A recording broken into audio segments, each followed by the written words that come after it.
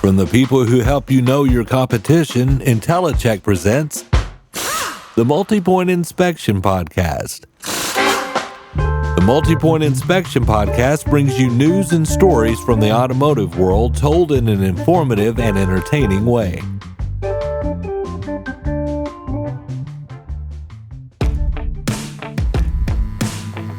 The first thing that we thought, one of the ways to bridge the gap, to make parts and service, that they don't see themselves as silos would be wonderful. Oftentimes what we see is that we want a BDC so bad that we actually create silos. So the BDC initiatives are not in line with those of the departments that they serve. Service managers, there was a quote that they are always putting out fires, and Parts is always looking for smoke. I've worked at some stores where it was always like us against them or them against us, and it was a lot of bricks in there, right? And a lot of it emanated from the lack of communication.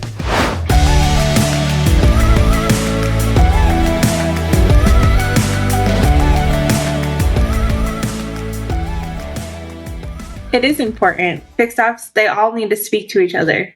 This is Kaylee Felio. I'm Kaylee Felio. I'm the Sales and Marketing Director with PartsEdge, and I'm also the host of the Parts Girl podcast. In the fixed ops sphere online, one overlooked piece of the puzzle that rarely gets talked about is the parts department and how it relates to everything else in the fixed ops food chain. But Kaylee Felio is looking to change all that. They should care because parts affects service. They're basically the same department. I mean, we always say that fixed ops is one, but they're still so divided. Parts need service and service needs parts. So they should care because they just should want to be more efficient with serving their customers and having more of the right parts so that they can grow their service business.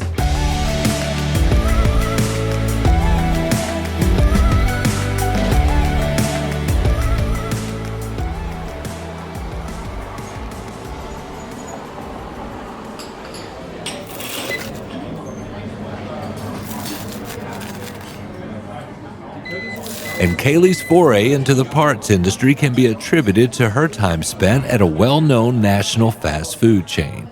I started working for PartsEdge about 10 years ago, and the founders of PartsEdge were my regular customers at the Subway restaurant that I was managing. So I really got to get to know them. They had an opportunity, and I took it because I was at a point in my life where I was going to college and not quite sure what I wanted to do. I just knew I didn't want to manage a Subway restaurant for the rest of my life. So I took them up on the opportunity and started working in customer service and support side of the business. And it was a small company, so we still are fairly small. So I got to get my hands in a lot of things, except for sales and marketing. That was someone already had sales. So there was a period where I actually left PartsEdge. So I say 10 years, but I think it's been about 8. Because I don't really count the couple years I left. But I left and then came back when they needed a salesperson. So who does PartsEdge serve? Who needs PartsEdge would be parts managers. Any dealership that is looking to be more efficient with their inventory management process would be someone who would look into PartsEdge. So what we do is really efficiency, optimizing inventory control. There's lots of layers to that, and there's lots of different needs depending on the level of parts manager. But our overall goal is to produce better data so that parts managers can make better decisions on what they should be stocking for their market. Basically, what we find is parts managers tend to run with about 10 to 15 sources. And that's not where you source parts. That's your category for your parts, like basically a file for your parts and breaking up the different commodities of parts. So they have about 10 to 15 so they can control pricing, the phase in and phase out criteria, all the other things that sources do. And that's a lot to keep up with and a lot to manage having that many. And I've even found some parts managers have 30 plus and they're managing that all, and which is a lot of work. But with PartsEdge, it makes sense to have a lot more sources. We have 50 to 100 because you become more granular with breaking up your different commodities into even more, like basically micromanaging the data and the parts. You have more control over pricing, your phase in and phase out criteria, your manufacturer programs. You just have overall more control over your data and true market demand. And why I say it makes sense to have those with PartsEdge is where that tool, that automation comes in of helping maintain that. Because you can't just build that and let it doesn't work. You have to have someone pulling the levers, and that's PartsEdge in the background pulling the levers. But don't call it a software. I hate calling it a software because software we download, we use, we log in, and we have to remember to use it, where we've built it into, it just automatically runs. So the parts manager doesn't have to log in. Yeah. It just works. And one term that always comes up when talking about parts inventory management is obsolescence. Kaylee explains. So obsolescence is parts that haven't been sold or receipted into the inventory in 12 months or greater. So we call that the 13 months no sale, 13 months no receipts. That's your true obsolescence. And a lot of people compare obsolescence and idle inventory. They're kind of similar, but they're different. So what I defined was obsolescence, but idle inventory is basically parts that are in your inventory that haven't sold over, 3 months or greater. So there's different buckets that kind of lead into that 13 months no sale, 13 months no receipt. So I wanted to clarify that because a lot of people put idle and obsolescence kind of in the same category, and they are, but I think obsolescence is the whole, and then obsolescence is a category of idle inventory. And one way to combat obsolescence, according to Kaylee, is with the PartsEdge Inventory Performance Report. So the inventory performance report is part of the service that our clients get, where the DMS can report some of the information we're providing, but this simplifies it into, I like to say, more of a parts language, easy to read. And it talks about those, what I had mentioned, those categories of idle inventory. So we show the value of what your selling inventory is, what's making you money, your excess stock, your forced stock, which is number one leading cause of obsolescence, and then your technical obsolescence, so what is coming at you in obsolescence, and then your actual obsolescence, which I had defined earlier, the 13 months no sale, 13 months no receipt. So it simplifies it so that parts managers can see the data, but most importantly, fixed ops directors, general managers, dealers can have better conversations with their parts managers and understanding what's actually going on with the inventory to make improvements. You might remember from the debut episode of the Multi-Point Inspection podcast how we highlighted the importance of dealerships cultivating their own service technicians. We get first pick of a lot of the TCAT students, and we'll bring them in an apprentice program, let them work under one of the GM certified technicians for a few years. Then we'll put them out on their own as a line technician. So kind of homegrowing our own technicians.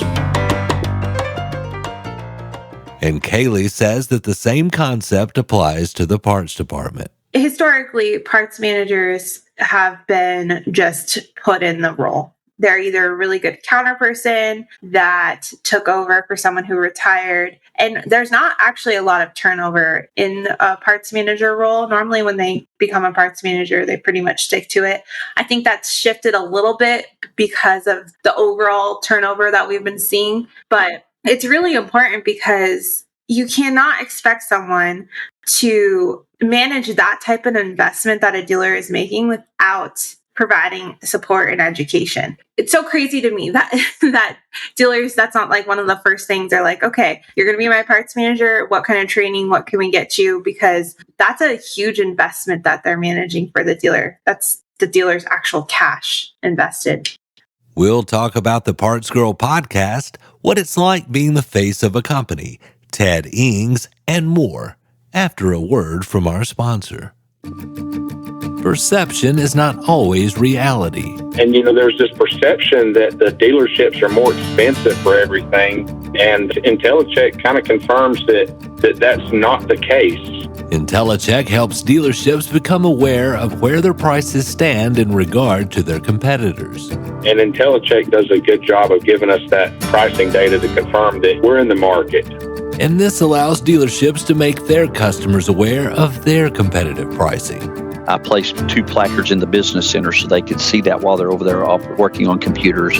Also placed it in our coffee area. We have a glass wall there, so when they walk in, as they're putting their creamer and sugar in their coffee, they're going to look up and see the pricing for our pricing as well as our competitors.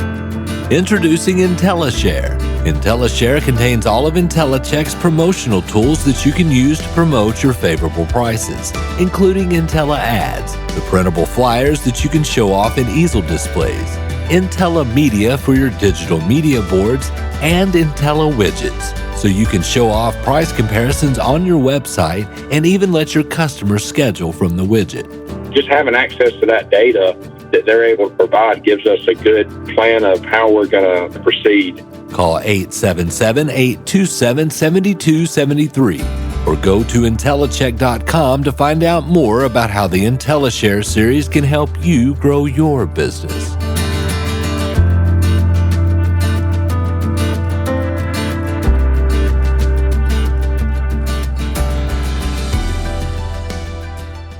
If you're a regular listener of Automotive Industry Podcasts, you've no doubt stumbled across Kaylee and the Parts Girl podcast. And Parts Girl has hosted a summer camp of sorts this year. Welcome to the Parts Girl podcast, powered by PartsEdge. We are excited to present our Fixed Operations Summer Camp Series.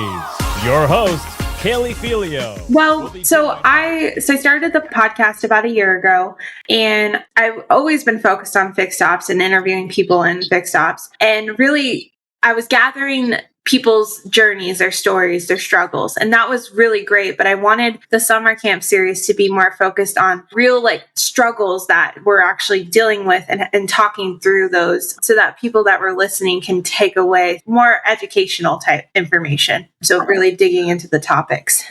And Kaylee talks about the experience of being the face of PartsEdge. It's been a learning experience. It's been really great to finally feel like our message is being heard and that dealerships are adopting the idea of supporting their parts managers, because that's something, that hasn't really been done a lot in the past. Parts has always just kind of been there and left to do what they do. And why do they need any help?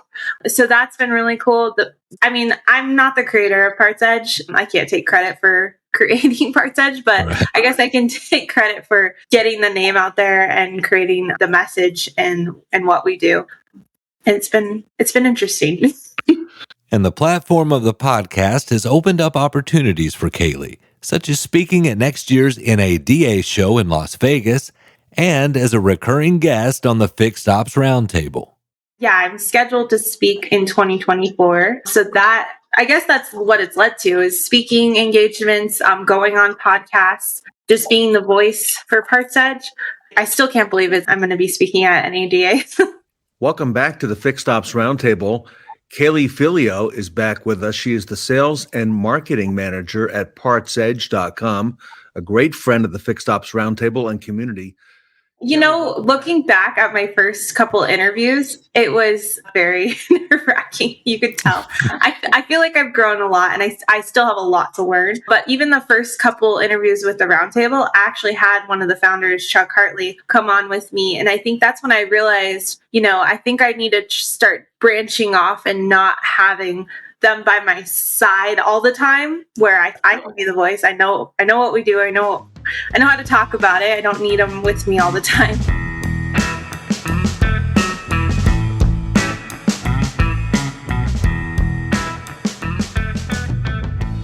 And as far as PartsEdge goes, here are some success stories by the numbers. The overall average numbers. So basically, when we start working with a dealership, and I always say, whenever I'm having a conversation with someone about it that's interested in what we do, I always tell them that these numbers vary because it depends on how bad your inventory is or how good your inventory is. But I think the overall average is we see about a 10 to 20% decrease in overall inventory value. So we're not decreasing. Of course, we decrease in the obsolescence area, but we're basically giving them less inventory, but more of the right parts. So more breadth and width into the inventory so that they can sell more parts. Because that's the other thing. We see about a 10 to 20% increase in sales. We're not a way to sell more parts, but because they're having more of the right parts ahead of time, basically being more proactive, they can sell more. And then, the gross profit percentages have always ranged that we've seen, but, and that's another thing. It's like, how bad was your gross profit percentage? So I hate to say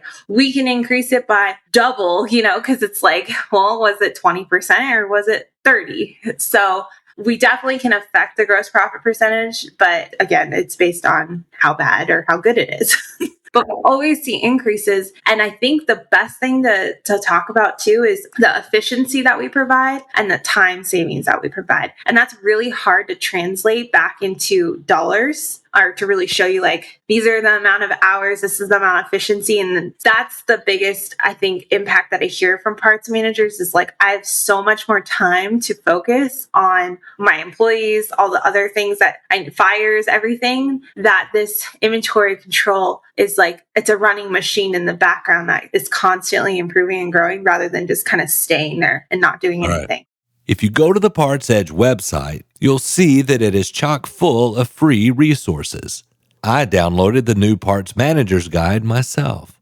That was the one thing when I started in the sales and marketing role. There was so much information that the founders, Chuck and Cliff, had. And Chuck did a lot of articles with a group called Dealer's Edge. And a lot of people that have been in the business may have heard of, because that was like the newsletter, the resource to like get information. And I think they're still doing stuff, but there was just a lot of information and he would do a lot of presentations. And so what I did was I took all of that information over the years and then incorporated what I've learned and helped create these ebooks. And I wanted them to be free because I want parts managers to be able to have a place to go. Because what's the first thing you do when you're trying to learn something? You go online and you ask questions. You want to find resources. And so that's why we created them. And so we have one for the new Parts Manager's Guide, forecasting obsolescence, identifying red flags in your inventory, just kind of those basics of inventory control. And we have so much more on the horizon to really help support parts managers, but that's really where we've started. And then we also have the blog. So we're constantly putting out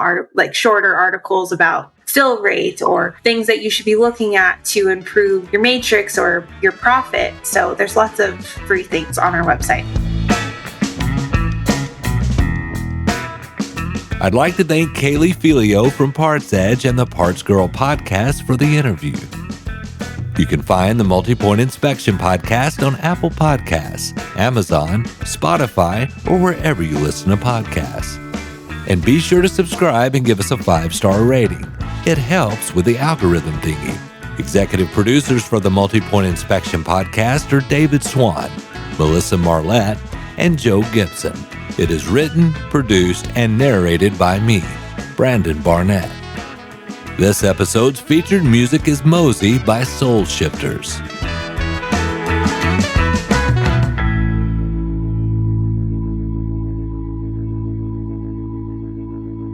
IntelliCheck.